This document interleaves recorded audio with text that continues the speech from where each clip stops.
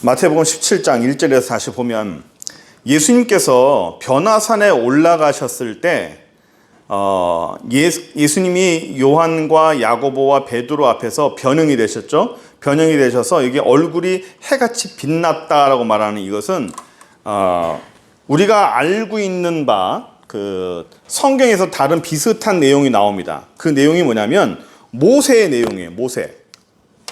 모세가 그렇게 됐죠.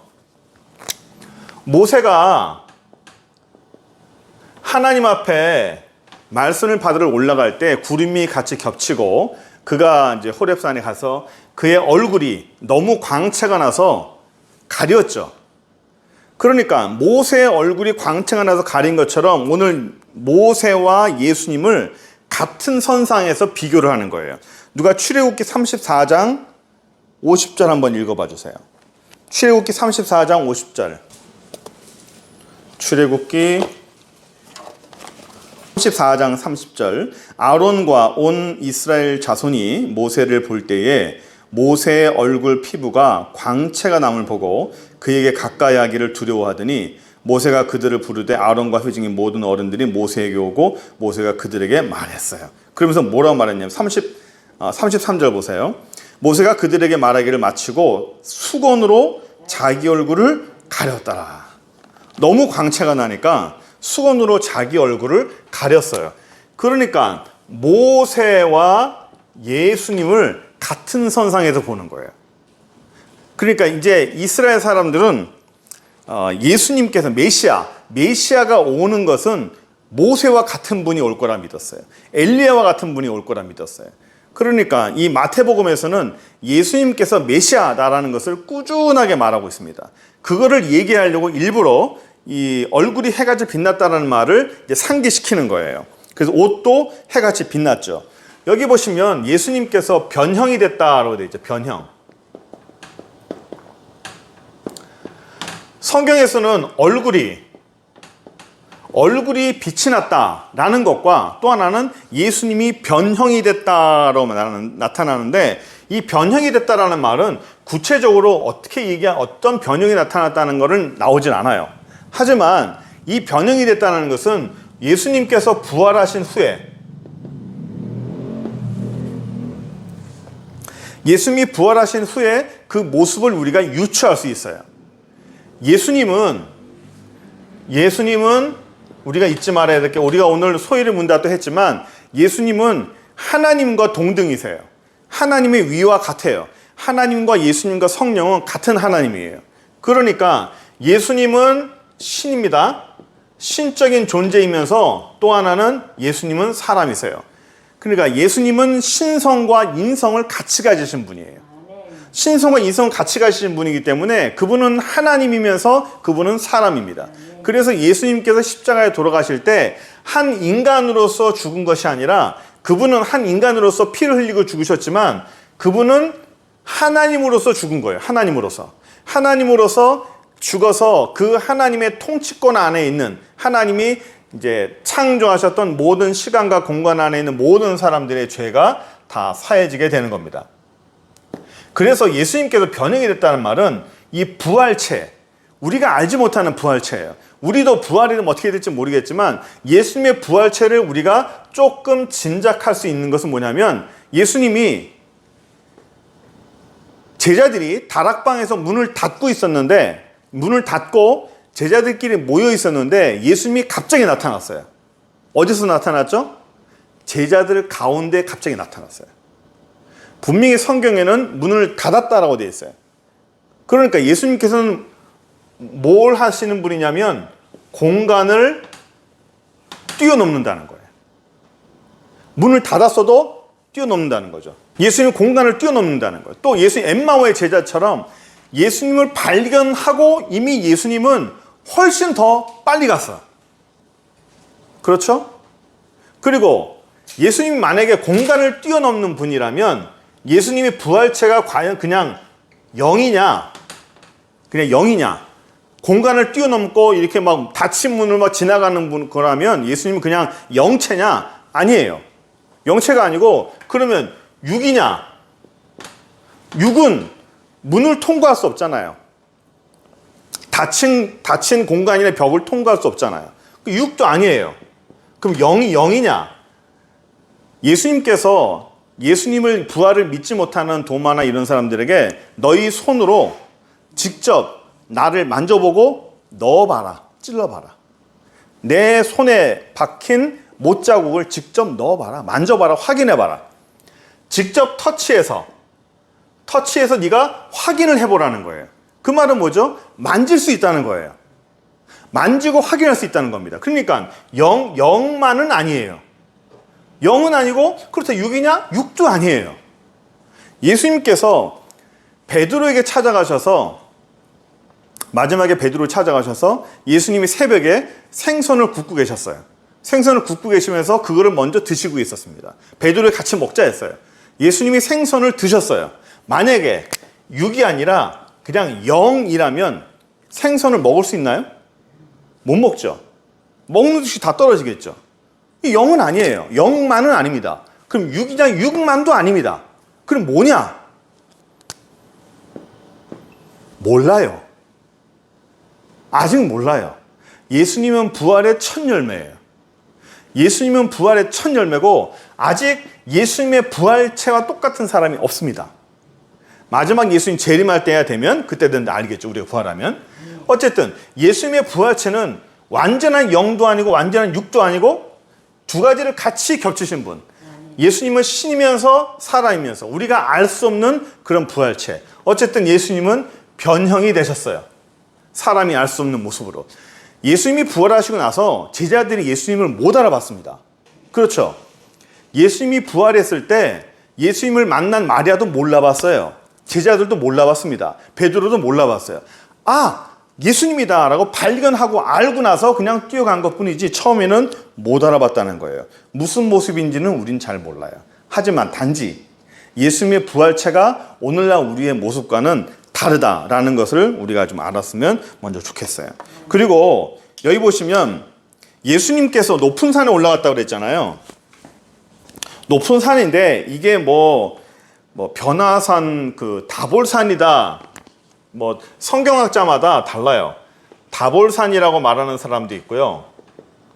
헬몬산이라고 말하는 사람도 있습니다. 다볼산, 헬몬산. 다볼산이라고 말하는 분이 사실은 제일 많지만 정확하게 어디다라고 근거는 별로 없어요. 자, 그러면서 베드로가 여짜오되 주여 여기 있는 것이 우리가 줬사오니 만일 주께서 원하시면 내가 초막 셋을 질 때 하나는 주님을 위해서 하나는 모세를 위해서 하나는 엘리야를 위해서 짓겠습니다 라고 말하죠. 왜 모세와 엘리야일까? 왜 모세와 엘리야일까? 성경에 많은 사람이 하나님의 사람들이 등장하는데 그 많은 사람 가운데 왜 모세와 엘리야일까? 구약의 율법의 중심이 모세고 엘리야는 모든 선지자의 대표예요. 그래서 구약의 대표를 하나 뽑는다면 모세 또는 선지자 엘리야 이렇게 뽑습니다.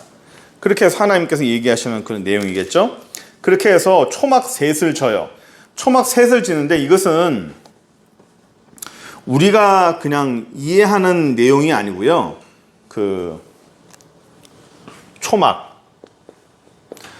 초막절이냐? 어떤 분이 그렇게 얘기해요. 초막절이라서 초막을 짓는 거냐? 그게 아니고 이스라엘의 전통인데 굉장히 귀한 손님이 오면 초막을 지어요. 집 밖에다가. 초막을 지어서 그에게 드립니다. 그러니까 이게 하나의 전통입니다. 귀한 손님에게 드리는 전통인데 초막절에도 초막을 짓죠. 초막을 기본적으로 성경에서 기본적으로 초막을 짓는 이유는 벽돌이 아니죠. 벽돌이 아니라 초막을 짓는 이유는 굉장히 연약하잖아요. 연약한 집이에요. 바람 불면 쑥 쓰러지는 연약한 집입니다. 그러니까 전적으로 하나님을 의지한다는 거예요. 초막절의 의미는 하나님을 전적으로 의지한다라는 그런 내용으로 초막절을 짓는다는 것을 우리가 일단 알았으면 좋겠고요. 여기 보시면 그 다음에 볼게요. 5절 한번 보세요. 마태복음 17장 5절 보시면 말할 때에 호련히 빛난 구름이 그들을 덮었어요. 그러면서 구름 속에서 소리가 나서 이르되 이는 내 사랑하는 아들이요 내 기뻐하는 자니 너희는 그의 말을 들으라. 이는 내 사랑하는 자요 내 기뻐하는 자다. 여기서 첫 번째 우리가 알아야 될 게 구름입니다. 성경에 구름이 참 자주 등장하죠. 성경에서 말하는 구름의 의미는 하나님의 임재를 말합니다. 성경에서 구름이 같이 나타날 때 어디 있었죠? 구름 하면 뭐가 나타나요? 구름 하면 같이 떠오르는 거? 구름 기둥. 이스라엘이 가나안에 갈 때 광야에서 이스라엘을 인도했던 구름 기둥. 구름 기둥. 그 다음에 또 생각나는 거? 그 성전에서 법궤에 하나님의 영이 임할 때 구름이 임했죠? 구름이 임해서 그 구름. 또 예수님께서 승천할 때 구름과 함께 같이 승천했죠. 그렇죠? 그리고 성경이 또 뭐라 말하냐면 예수님이 재림할 때도 뭐와 함께? 구름과 함께 오신다 했어요. 그러니까 어떤 사람이 이거를 가지고 빈정대고 얘기할 때 예수님이 구름 타고 온다라고 하니까 손오공이냐라고 말하는데, 구름 타고 구름과 함께 온다는 얘기는 내가 구름을 타고 손오공처럼 막 이렇게 날아온다는 뜻이 아니라 구름과 함께, 그러니까 구름이 함께 한다는 얘기는 하나님의 임재, 하나님이 함께 한다라는 그런 뜻이라고 그랬죠. 결국 예수님이 승천하거나 예수님이 재림하거나 또는 이스라엘이 인도하거나 그 모든 것에는 항상 구름이 함께 했다. 그 구름은 결국 하나님의 임재를 뜻한다라고 우리가 성경을 알았으면 좋겠어요. 그리고 여기 보시면 하나 우리가 좀 알아야 될 게, 구름 속에서 어떤 음성이 났죠. 구름 속에서 소리가 들렸는데 그 소리가 음성이었어요. 뭐라고 들렸냐면 마태복음 17장 5절에 구름 속에서 소리가 나서 이르시되 이는 내 사랑하는 아들이요 내 기뻐하는 자다. 이 말이 또 언제 있었지? 이런 거에? 이게 어디 있었죠? 그렇죠. 맞아요. 세례 요한에게 세례 받을 때 그런 일이 또 있었어요. 일단 먼저 할 것은 소리와 음성을 듣는 거를 다 듣는 게 아니잖아요. 그렇죠. 우리가 바울을 한번 생각해 봅시다. 바울. 사울이 바울이 될 때 하나님이 사울을 만났죠. 너는 왜 나를 핍박하느냐 그럴 때 사울이 당신은 누굽니까? 나는 네가 핍박하는 예수다 라고 말하고 바울이 예수님을 만났잖아요. 예수님을 만나서 변화가 됐잖아요. 그런데 성경에 보면 바울만 소리가 들렸어요. 바울에게만 소리가 들리고 바울에게만 예수님의 음성이 들리고 다른 사람들은 아무도 못 들었어요. 보지도 못했어요. 바울만 꼬꾸라진 거예요. 그러니까 하나님의 소리와 음성을 듣는 거는 하나님의 특별한 은혜예요. 그 사람만 듣는 거예요. 또 하나 더 볼 거는, 여기에 이런 음성이 우리 아까 얘기했지만 세례 요한 때 세례 받을 때 그런 음성이 있었다고 그랬잖아요. 여기서 많은 사람들이 이제 착각하고 여기에 이제 이단들이 많이 나온 게 뭐냐면 양자론이 나와요. 이것 때문에. 양자론. 예수님이 하나님이냐 사람이냐. 예수님이 하나님이에요, 사람이에요? 예? 우리가 지금 소요리 문답하고 있지만 예수님이 사람입니까, 하나님입니까? 예수님은 하나님이시기도 하고 사람이기도 하는 거예요. 신성과 인성을 같이 가지신 분이에요. 신성도 가지시고 인성도 갖고 있어요. 그러니까 틀린 건 좀 말할게요. 하나님이 예수님에게 들어가서 하나님이 예수님의 사역을 하고 하나님이 십자가를 지고 하나님이 부활했다. 하나님이 예수님 안에 들어가서 예수님의 사역을 했다. 틀린 거예요. 틀린 거예요. 그거를 뭐라 말하냐면 양태론이라고 그래요. 양태론. 하나님이 성령으로 들어가서 성령이 되어서 하나님이 성령 하나님이 되어서 성령 하나님의 능력으로 우리에게 나타나셨다. 맞는 것 같죠? 아니에요. 그걸 양태론이랍니다. 하나님 이런 양태론에서 어떤 말이 나오냐면 그 하나님 즉 성부 하나님의 고난설이라는 게 나와요. 성부 하나님의 고난설. 그러니까 성부 하나님이 십자가를 졌다는 거야. 십자가는 누가 졌죠? 십자가 누가 졌어요? 예수님이 졌죠? 성자 하나님이 진 거예요. 그런데 양태론은 뭐냐면 하나님이 예수님 안에 들어가셔서 신성을 갖고 예수님의 사역을 했다라는 게 양태론이에요. 그러니까 하나님이 예수님의 모습으로 나타났다는 거죠. 하나님이 성령의 모습으로 나타났다는 거예요. 맞는 것 같지만 아니에요. 이게 양태론이라고 그래요. 또 하나는 군주론이에요. 군주론은 뭐냐면 하나님이 우리가 이 군주론을 오해하는 건 뭐냐면 그 일반 사람들이 아버지와 아들을 계급의 개념으로 생각할 때 그래요. 아버지가 높아요, 아들이 높아요?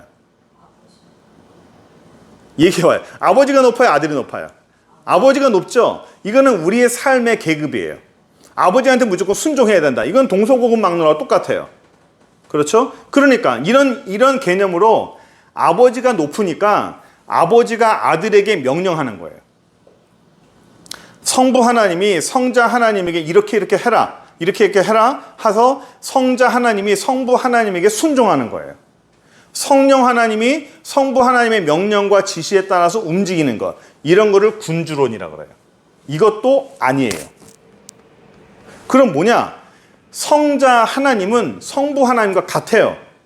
이걸 얘기하려면 제가 이 얘기 왜 하냐면 정말 사람들이 오해를 하는 게 예수님이 하나님의 아들이다. 독생자다. 그러면 아들이면 아버지에게 순종해야 되는 거 아니야? 아버지가 아들보다 높은 거 아니야? 라는 개념으로 우리 이해하죠. 그런데 한번 여러분 성경 보세요. 성경이 누구의 말로 되어 있죠? 성경이 하나님의 말로 되어 있어요? 사람의 말로 되어 있어요? 성경은 사람의 말로 되어 있어요. 하나님이 무한하신 하나님이 유한한 사람의 언어를 사용해서 유한한 사람의 생각과 유한한 사람의 이미지와 문화 속에 들어오셔서 그들이 하나님을 이해할 수 있게끔 하나님이 계시하신 게 성경이에요. 그러니까 우리가 이해할 수 있게끔 낮아져서 말을 하는 게 하나님의 성경이라고요. 예를 들어서 얘들이 이제 컸지만 한 6살 때 이 아이들이 이제 갓 초등학교 들어갔을 때 이 아이들에게 부모의 말을 이해를 시키려면 우리 어른들이 쓰는 말로 얘기하면 아이들이 이해해요, 안 해요? 못합니다. 절대 못합니다. 납득을 시키려고 납득이 안 돼? 이게 이해가 안 돼? 다시 설명해 줄게 하고 논리적으로 막 해봤자 애들이 이해해요, 안 해요? 못합니다. 절대 못해요. 그럼 어떻게 해야 돼요? 아이들이 쓰는 말로 그 아이들의 수준으로 내가 내려와서 나의 욕심을 내려놓고 그냥 그 아이가 이해한 만큼만 얘기하면 되는 거예요. 그렇죠? 그게 우리 부모님들의 언어죠. 하나님이 그런 거예요. 성경은 하나님이 사람의 수준으로 내려와서 사람이 이해할 수 있게끔 하나님을 보여준 게 성경이에요. 거기에 하나님의 아들이다라고 말하는 것은 하나님이 아들을 낳았나요? 우리가 안산홍처럼 하나님이 아들을 낳았으면 엄마가 있을 거 아니냐, 하나님 어머니도 있을 거 아니냐, 이렇게 생각하는 게 어리석은 일이 뭐냐면 하나님은 아들을 낳은 것이 아니라 당시 이스라엘 문화를 알아야 돼요. 이스라엘 사람들에게 그들에게 아버지와 아들은 하나예요. 바, 요나, 시몬. 자, 이해를 하세요. 이해를 바, 요나, 시몬은 아버지가 요나인 시몬이죠. 바, 디, 메오는 아버지가 디메오인 사람이에요. 이 사람 자기 이름 몰라요. 성경에는 안 나와요. 아버지가 디메오예요. 너 누구냐? 하면 내 이름은 뭐입니다 라고 말하는 것이 아니라 너 누구야? 내 아버지는 누구입니다 라고 말하는 거예요. 왜냐하면 당시 이스라엘에서는 아버지가 하는 일을 아들도 똑같이 해요. 아버지와 아들은 하나예요. 이게 이스라엘 문화예요. 성경의 문화입니다. 그러니까 하나님이 이스라엘 사람들에게 그들의 문화로 내려오셔서 하나님을 이해시키려고 할 때 그 하나님의 아들이 있다는 걸 얘기해 주는 거예요. 내 아들을 너희에게 보냈다. 내 아들을 너희에게 보냈다. 이것은 하나님과 아들이 하나라는 그런 이스라엘 문화 속에서 하나님이 말씀하신 거예요. 하나님이 아들을 낳았다? 아닙니다. 그런 개념이 아닙니다. 아버지와 아들의 개념은 우리 인간적인 개념이에요. 하나님 나라에는 아버지와 아들이라는 게 없어요. 그렇죠? 사람 같은 아버지, 아들, 삼촌, 엄마 이런 게 전혀 없습니다. 하나님이 우리가 이해할 수 있게끔 아들을 본 자는 곧 예수님이 계속 말씀하신 게 뭐냐면 나를 본 자는 누굴 본 자라? 아버지를 본 자라. 나를 봤다면 곧 아버지를 본 거야. 내가 하는 것은 곧 누가 하는 일이에요? 아버지가 하는 일이에요. 그 얘기가 왜 나왔냐면 이스라엘의 문화 속에서 아버지와 아들이 하나라는 개념 때문에 그런 거예요. 그러니까 성경은 하나님의 시선으로 하나님의 수준에서 우리에게 말씀하신 것이 아니라 하나님의 사람의 수준으로 내려오셔서 사람이 이해할 수 있게끔 하나님을 보여주신 게 성경이에요. 그래서 지금 이거를 얘기하려고 좀 빙 둘러온 거예요. 양자로. 하나님이 그러니까 아버지가 높고 아들이 낮다라는 개념이 아닙니다. 아버지가 높고 아들이 낮다라는 개념은 인간적인 개념이에요. 하나님 나라는 그런 게 없어요. 하나님은 우리에게 이해하기 쉽게끔 아버지, 아들에 대해서 얘기한 거예요. 그래서 제가 그랬죠. 벌써 몇 번 얘기했지만 요한복음 1장에 로고스 태초에 말씀이 계시니라. 이 말씀이 로고스라고 그러죠. 그래서 이 말씀이 곧 예수님이라고 그러는데 많은 사람들이 생각할 때 제가 몇 번 얘기하지만 로고스가 기독교 용어가 아닙니다. 로고스는 기독교 용어가 아니고 이 로고스는 철학 용어예요. 철학적인 용어입니다.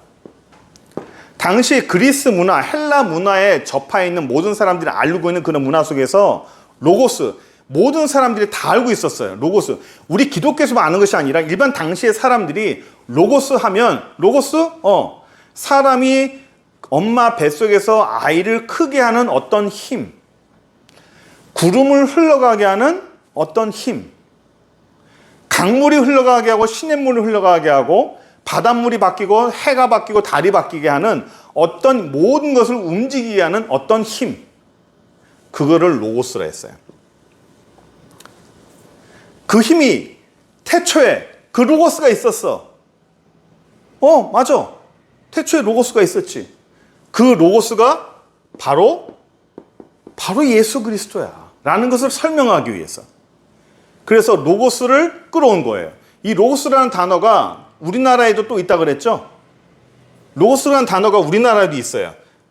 로고스라는 철학적인 단어가 모든 사람들이 예수님을 설명할 때 태초에 로고스가 있었다 말고 우리나라에서는 뭐라고 말하냐면 조물주. 우리나라에 이런 단어가 있어요. 태초에 조물주가 있었다? 그럼 일반 사람들은 어떻게 들어요? 맞아. 태초에 조물주가 있었지.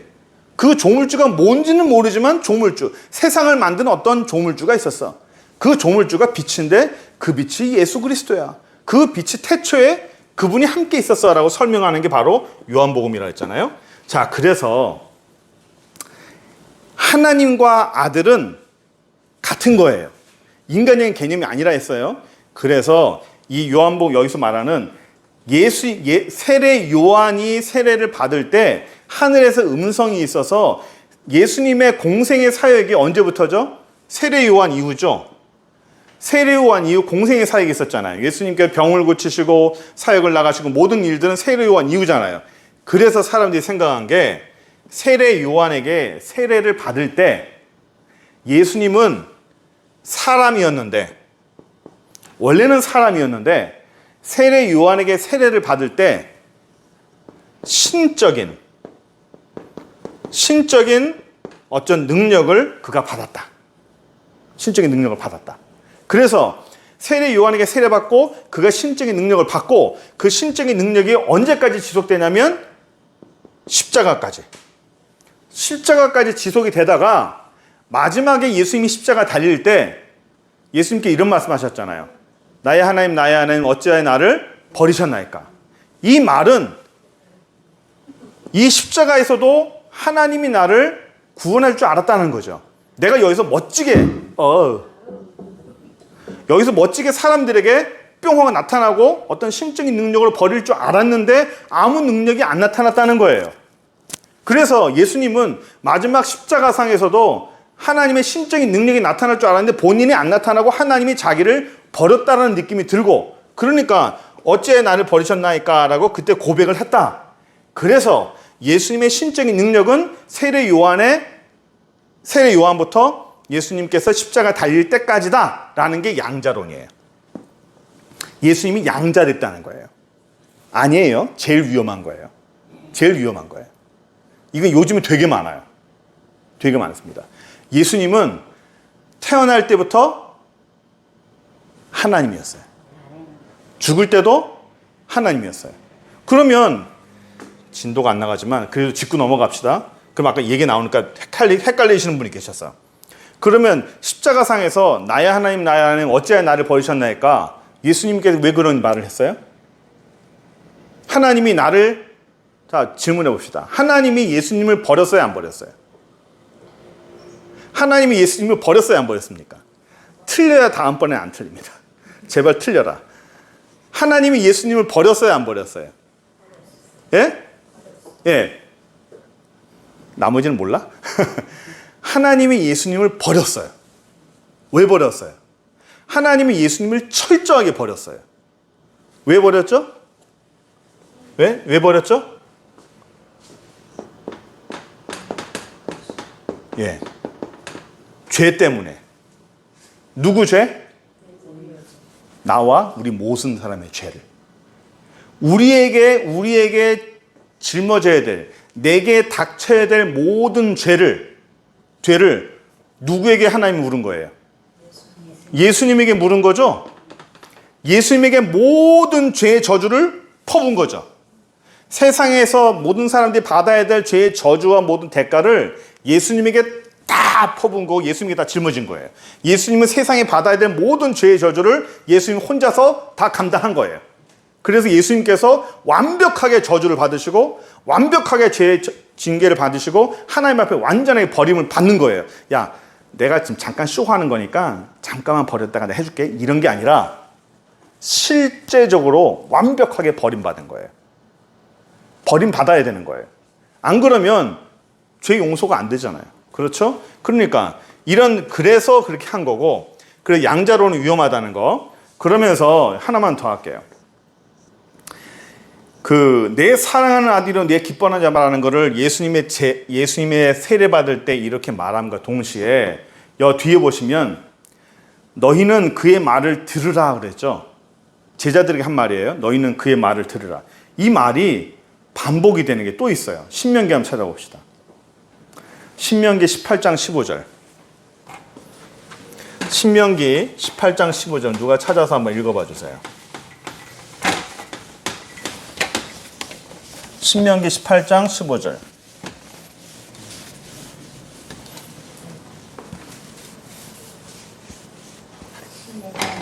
예, 신명기 18장 15절. 내 하나님 여호와께서 너희 가운데 내 형제 중에서 너를 위하여 나와 같은 선지자 하나를 일으키시리니 너희는 그의 말을 들을지어다. 예, 다 비슷하죠. 그렇죠. 이게 누구에게 한 말이에요?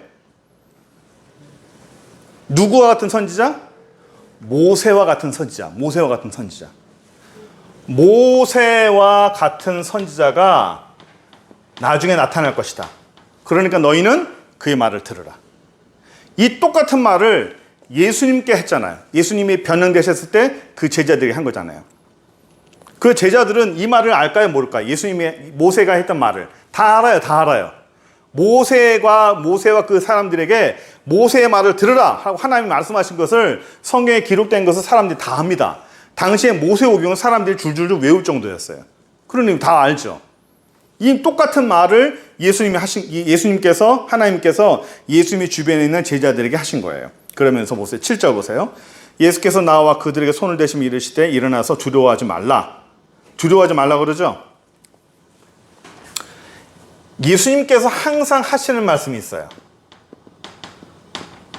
두려워하지 말아라. 평안해라.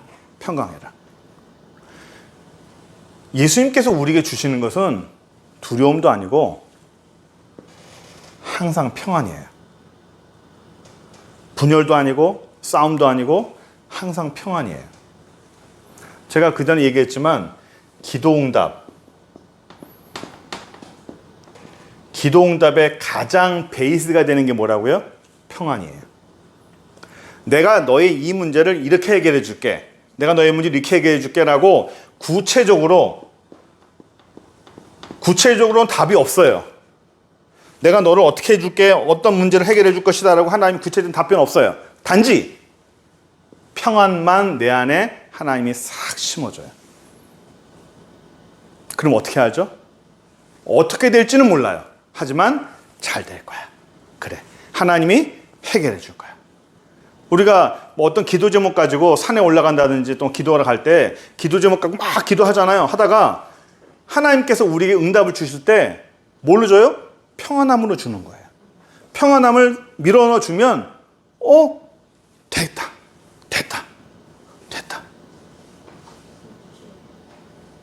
집사람은 기억 못, 지난번에 설교할 때지만 집사람 기억 못 하겠지만 올라갔다가 오케이 응답받았어.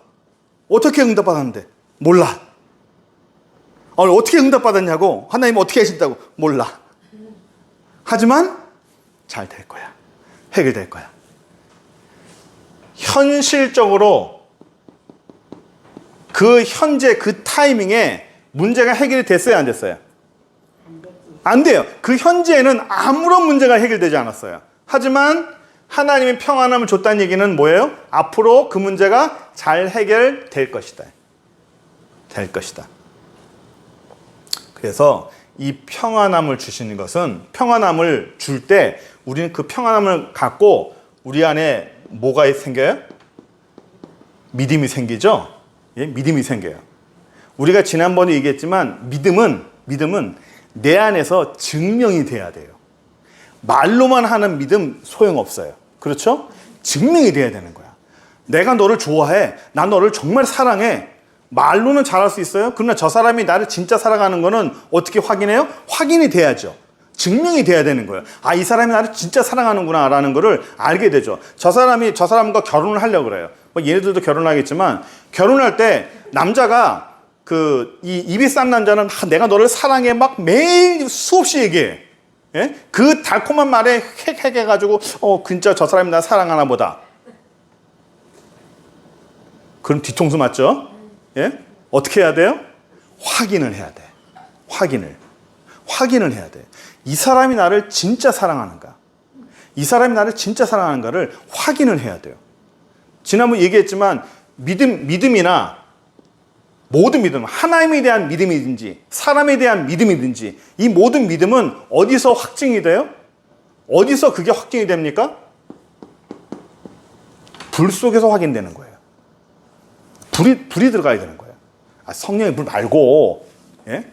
그냥 우리 흔히 얘기하는 고난 또는 어려움, 이런 어려움에 봉착하고 나서 그 연인들 관계에서도 위기가 오잖아요. 일부러 위기를 만들 때도 있어요. 그런 위기 속에서 그 위기를 어떻게 극복하느냐, 이 사람이 나를 신뢰하느냐, 이런 위기 가운데서 어떤 위기 가운데 탁 돌아서는 사람이 있어요. 어려움이 딱 오면 내가 손해보겠다 싶으면 탁 돌아서는 사람이 있어요.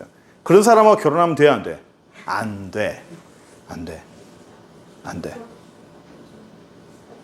사람도 불 가운데서 그 사람의 진가를 확인하고 그 사람의 인격을 확인하고 믿음도 불 가운데서 그 사람의 믿음과 진가를 확인한다 그랬죠.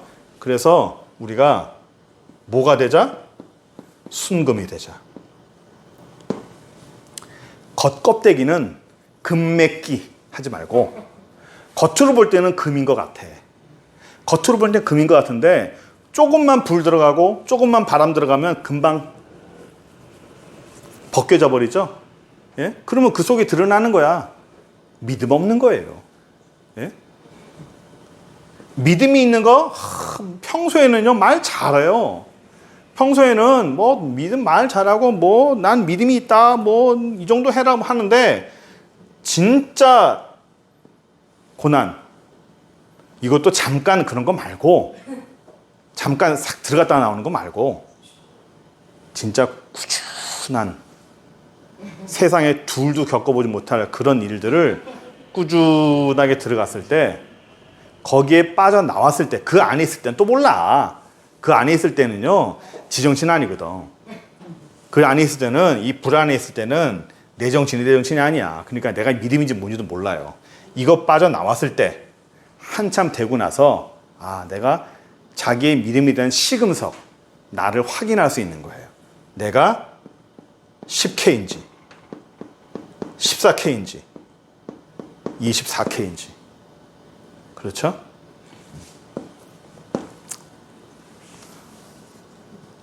그러니까 하나님이 우리에게 주시는 것은 항상 평안함이라는 거. 자, 9절 한번 봅시다.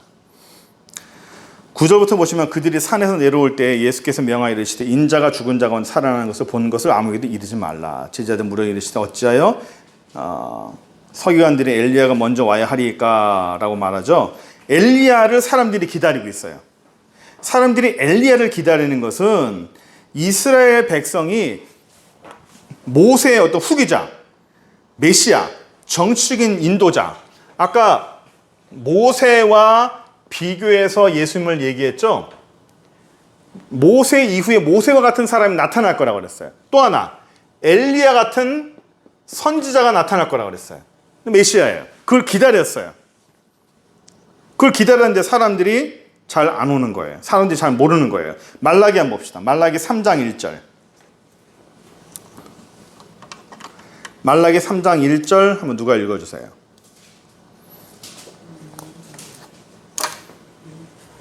만군의 여호와가 이르노라 보라 내가 내 사자를 보내리니 그가 내 앞에서 길을 준비할 것이요 또 너희가 구하는 바 주가 갑자기 그의 성전에 임하시리니 곧 너희가 사모하는 바 언약의 사자가 임하실 것이라. 예, 또 4장 말라기 4장 5절 한번 보세요. 크게 읽으세요. 크게. 말라기 4장 5절. 보라 여호와의 크고 두려운 날이 이르기 전에 내가 선지자 엘리야를 너희에게 보내리니. 예, 보시죠. 봐. 선지자 엘리야를 보낸다 했어요. 모세와 같은 사람을 보낸다 했고 선지자 엘리야 같은 사람을 보낸다 했어요. 그러니까 이스라엘 사람들은 누구를 기다리냐면 모세와 같은 자 그리고 엘리야와 같은 자를 기다려요. 이게 누구예요? 이게 메시아예요. 그래서 변화산에서 모세와 엘리야가 같이 나타났던 이유가 바로 이거예요. 그러니까 사람들이 기다렸던 사람이 바로 모세고 사람들이 기다렸던 사람이 엘리야 같은 사람이에요. 그가 누구라는 거예요? 결국 예수님이라는 거예요. 그게. 그러니까 사람들이 엘리야가 먼저 와야 된다는 게 바로 이런 뜻이에요. 그 엘리야는 그 세례 요한을 얘기하죠. 그래 보세요. 여기 보시면 엘리야가 임하서 사람들이 알지 못하고 임의로 대우했다. 맨 마지막 절에 세례 요한인 줄을 그제서야 깨달았다. 말라기 4장 6절 한번 누가 읽어보세요. 말라기 4장 6절. 그가 아버지의 마음을 자녀에게로 돌아가게 하고 자녀들의 마음을 그들의 아버지에게로 돌아가게 하리라. 우리끼리 아니하면 두렵건대 내가 와서 그 땅을 칠까 하노라. 예, 회복하는 거예요. 믿음으로 회복하고 메시아가 왔을 때 모든 것들을 회복할 것이다 라고 말하는 게 바로 이런 말씀이에요. 모르니까 예수님을 잘 못해야 하는 거예요. 우리가 요한복음 초반에 말했듯이 예수님께서 뭘로 왔다고요? 예수님이 빛으로 왔으나 사람들이 그 빛을 알지 못하였다. 알지 못하고 어떻게 했어요? 그 빛을 사람들이 알지 못하니까 죽여버렸다라는 거죠.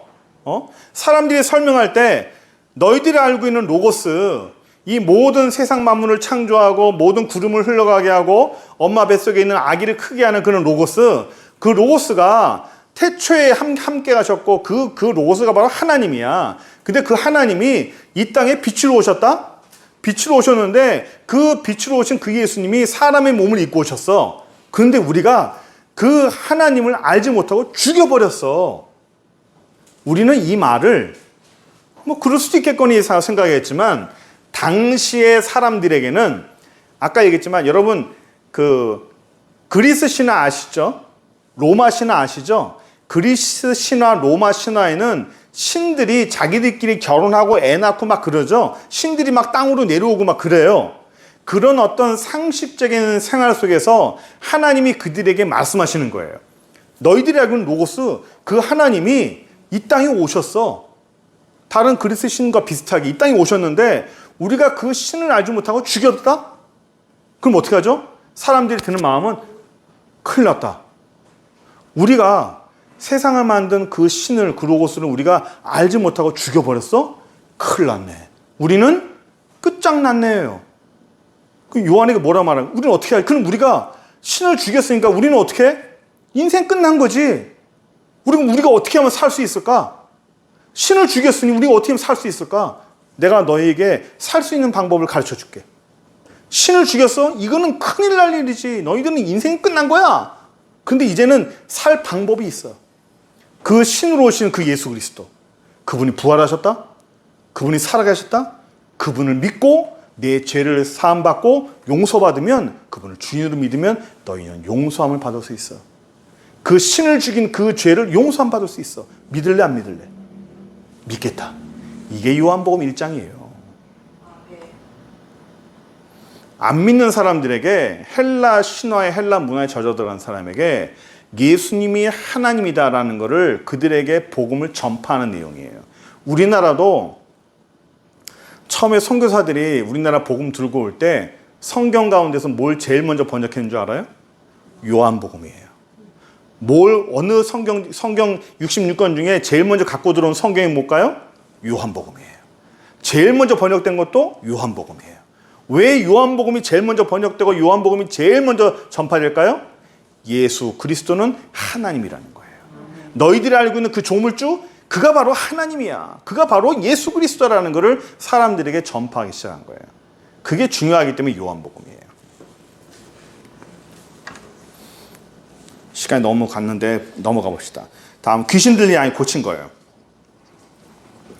간질로 고생하는 아이를 부모님이 데리고 왔어요. 15절 보시면, 주여 내 아들을 불쌍히 여기소서. 그가 간질로 심히 고생하여 자주 불에도 넘어지고 물에도 넘어집니다. 불과 물에 넘어진다는 얘기는 불 위에 물 위에 그냥 대놓고 넘어졌다는 얘기가 아니라 아무 때나 발작을 일으키니까 장소를 가리지 않고 넘어갔다는 얘기예요. 그런데 여기 보시면 사람들이, 제자들이 이제 고치지 못하는 거예요.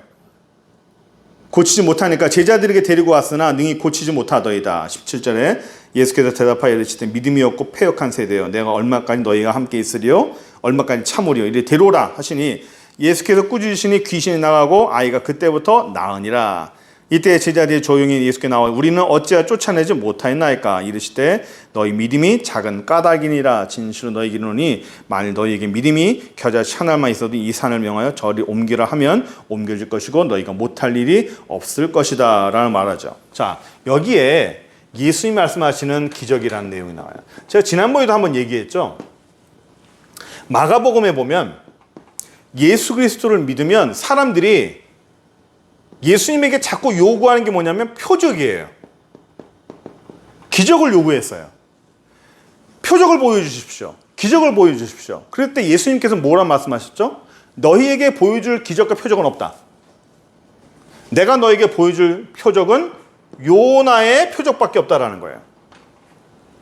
죽고 3일 만에 살아난 그 표적밖에 구할 게 없다는 거예요. 그러면서 뭐라 말씀하시냐면, 기적과 표적을 구하는 바리새인들, 너희는 음란하고 악한 세대라고 표현했어요. 예수님께서.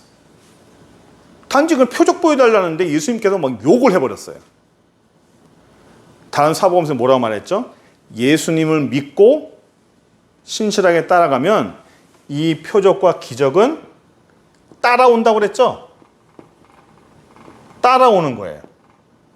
근데 바리새인과 이 사람들은 뒤에 따라오는 것이 아니라 앞에 놨어요. 앞에. 목적을 이걸 놨다고요. 이걸 먼저 보여주시면 내가 어떻게 해보겠다는 거예요. 예수님께서 우리가 지난번에 믿음에 대한 얘기를 할 때 바디메오가 바디메오가 예수님이 와서 다윗의 자손이 나를 불쌍히 여기소서라고 소리쳤잖아요. 그러면서 그가 겉옷을 버렸다고 그랬죠. 제가 자기 십자가를 진다는 것 자체가 자기 십자가를 진다는 게 자기 겉옷을 버리는 거라고 그랬죠. 내 모든 걸 버리는 거예요. 내 속박된 모든 것, 내 미래의 모든 것들을 다 버리는 것이라고 그랬죠. 그런데 거기 보시면 그 전에 뭐가 있었냐면 그 전장에 부유한 청년이 있었어요. 돈 많은 청년. 돈 많은 청년에게 예수님 내가 어떻게 하면 구원받겠습니까? 그럴 예수님께서 너가 가진 모든 것을 가난한 자들에게 줘버려라. 가난한 자들에게 줘버려라 그랬어요. 그런데 그 청년은 가난한 자들에게 내 것을 줘서 버리지 못했어요. 줘서 버리지 못하니까 예수님을 따르지 못했다 그랬죠. 그렇죠? 그 다음에 제자들이 나왔죠. 제자들은 뭐라 말했어요? 베드로가 예수님, 내가 주를 위해서 저는 다 버렸습니다. 난 예수님 위해서 다 버렸습니다. 저 청년과 같지 아니하고 저 청년은 자기 걸 못 버렸지만 나와 우리들은 예수님을 위해서 다 버렸습니다. 그런데 예수님이 거기서 칭찬을 안 해요. 왜 칭찬을 안 할까요? 그 다음에 바디메오 사건이 나와요. 바디메오 사건의 때는 예수님에게 올 때 와라 하니까 바디메오가 다 버리고 성경에 보면 다 버리고 예수께 오니 그가 고침을 받고 예수를 따르니라 되어 있죠.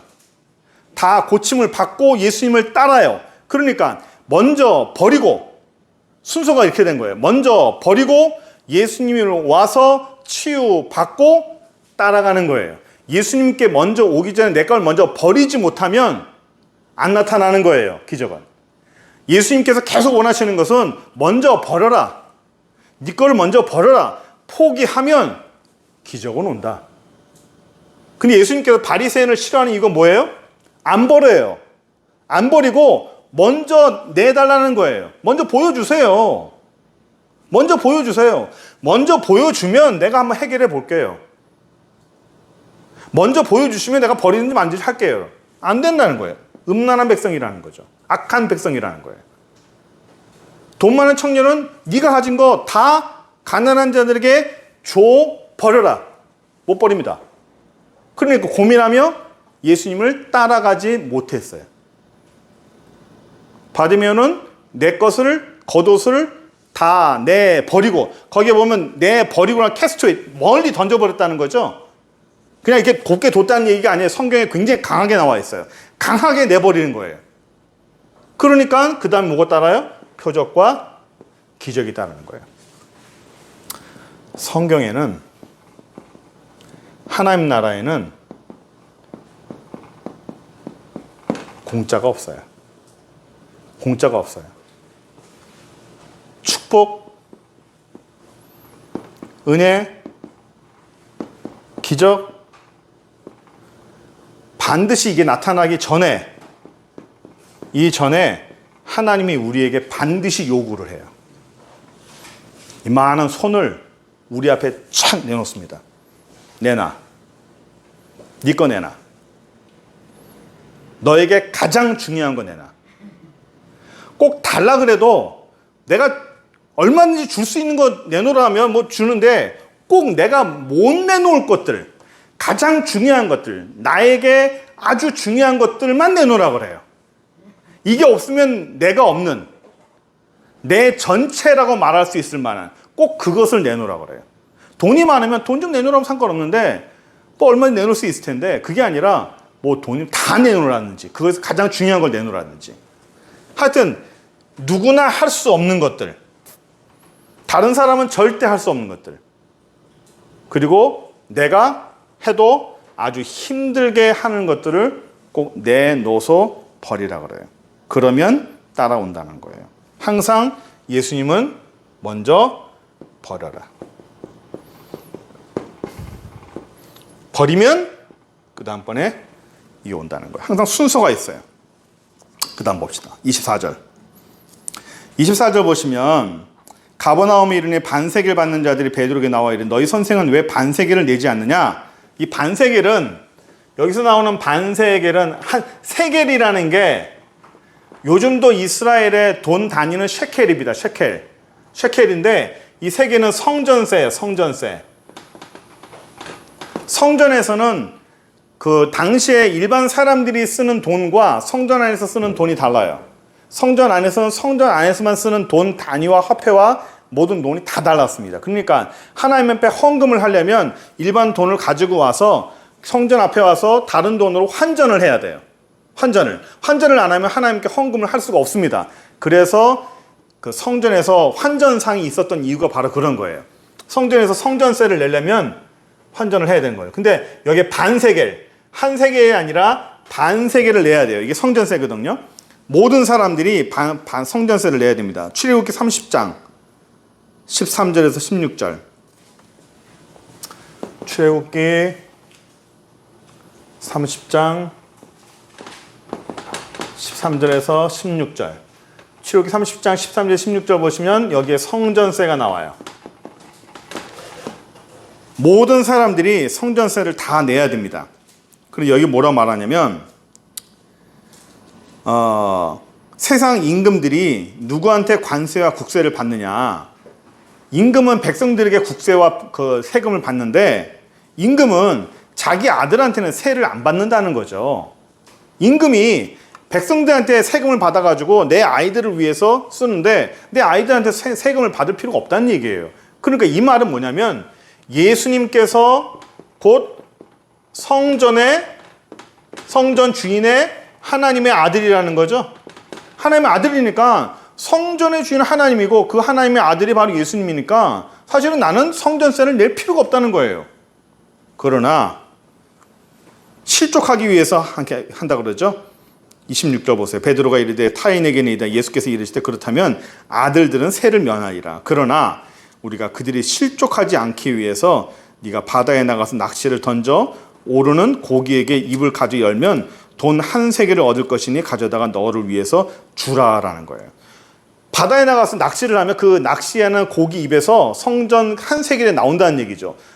고기 입에서 동전이 나온다는 얘기예요. 뭐 그럴 수도 있겠거니야 생각하겠죠. 그러니까 이게 이유를 한번 설명해 드릴게요. 무시트라는 이스라엘의 고기가 있는데 여러 고기가 있는데요. 물고기가 있는데 이 무시트라는 고기는 입안에다가 새끼를 키웁니다. 물고기 새끼를 자기 입안에서 키워요. 입안에서 부화를 시켜가지고 그 입안에서 애들을 키워요. 그래서 이렇게 뱉었다가 삼켰다가 뱉었다가 내뱉다가 이렇게 계속적으로 입안에서 아이를 키웁니다. 그 새끼를 키우다가 이제 새끼가 어느 정도 자라고 입이 너무 작잖아요. 그러면 이 새끼들을 입 밖으로 다 내보내는 거예요. 그 입안에서 키우는 고기들이 많아요. 축 내보내는데 이 새끼가 입안에 있던 그런 경험과 그런 자리가 느낌이 있잖아요. 그 느낌이 있으니까 허전해요.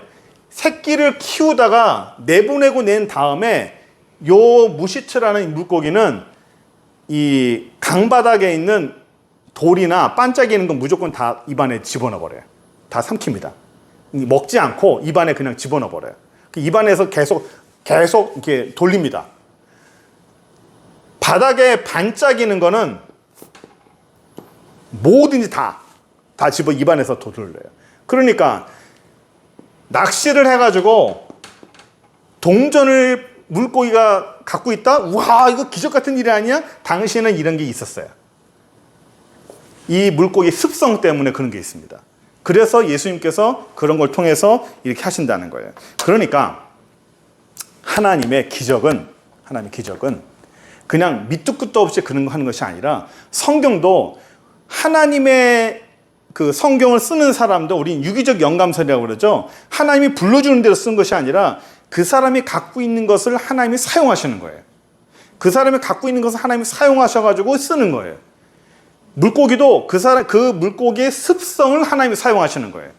그 물고기가 갖고 있는 습성을 하나님이 사용하셔서 하나님의 뜻대로 이루시는 거예요. 성경의 모든 하나님의 나라는 그냥 아무것도 없는 데 이루는 게 아니에요. 하나님께서 사람을 사용하시고 응답도 하나님이 사람을 사용하시는 거예요. 그래서 이렇게 이뤘다는 걸 아시고 하나님의 은혜는 우리가 알듯이 아까 얘기했지만 예수를 잘 믿고 따라가면 자연적으로 따라와요. 바리새인과 서기관처럼 앞에 놓고 이걸 목적으로 두면 안 되는 거예요. 제자들은 예수님에게 우리가 다 버렸습니다고 말하지만 예수님이 그 사람들의 말을 인정 안 했던 이유는 그 사람들이 다 버린 이유가 뭐예요? 그들이 다 버린 이유는 예수님을 따라가는 것이 예수님께서 메시아가 아니라 그들이 예수님을 통해서 무언가 정권의 핵심 자리를 차지하려고 했던 욕심 때문이었잖아요. 예수님의 자리에 나는 좌편에 우편에 앉게 해달라고 말한 게 야고보 요한이 아니었어요? 그 사람들이 말한 게 그거예요. 우리 다 버렸습니다. 아니라는 거예요. 너희들은 나를 통해서 무언가를 얻으려고 했다는 거죠. 그 목적 자체가 틀렸다는 거예요. 자기의 목적을 위해서 버린 거예요. 목적을 위해서. 내 목적을 위해서 버리는 게 안 된다는 거죠. 예수님은 너의 사사로운 목적을 위해서 버리는 건 아니라 그건 인정할 수 없다는 거예요. 내가 내가 필요한 너의 가장 중요한 것을 이거 버려라고 하나님께서 지정해 주신 거 있잖아요. 너 이거 버려. 너 이거 포기해라고 하나님이 딱 지정해 준 거 있잖아요. 그거를 내려놔야 되는 거예요. 그거 안 내려놓고 난 그냥 포기했는데 다 내려놨는데 그거는 내 생각이에요. 그건 내 생각이에요. 내가 포기하고 내려놓는 게 중요한 것이 아니라 하나님이 지정한 거. 이게 너무 어렵지만 갈등 가운데서 힘들지만 내가 내려놓겠습니다라고 내가 그런 갈등 가운데 어려움 가운데서 내려놓는 거. 가장 중요한 걸 내려놓는 거. 그거를 하나님이 인정하시는 거예요. 우리의 삶에서 사람마다 다 달라요. 사람마다 그 사람에게 요구하는 게 다 다릅니다. 그러나 그 요구하는 거는 내가 다를 수 있고 이 사람도 다를 수 있어요. 그거 가지고 그래? 하지만 그 사람에게 가장 중요한 거예요. 내가 가장 중요한 것을 하나님께서 우리에게 요구를 하세요. 그거를 내려놓을 때 뭐가 와요? 축복이 오고 기적이 오고 그 다음에 따르는 곳이 오는 것이지 내가 내려놓지 않고 뭔가 받으려고 한다? 그런 일은 없어요. 그런 일은 없습니다. 나는 포기하지 않고 하나님 좀 주세요. 하나님 주면 주고 나면 그 다음에 내 생각이 뭐 있습니다. 그런 일은 절대로 벌어지지 않아요. 절대로 벌어지지 않아요. 내가 포기하고 내가 내려놔야 가장 중요한 건 내려놔야 하나님의 역사 나타난다는 사실을 우리가 기억했으면 좋겠습니다. 기도하겠습니다. 전능하신 하나님 감사합니다.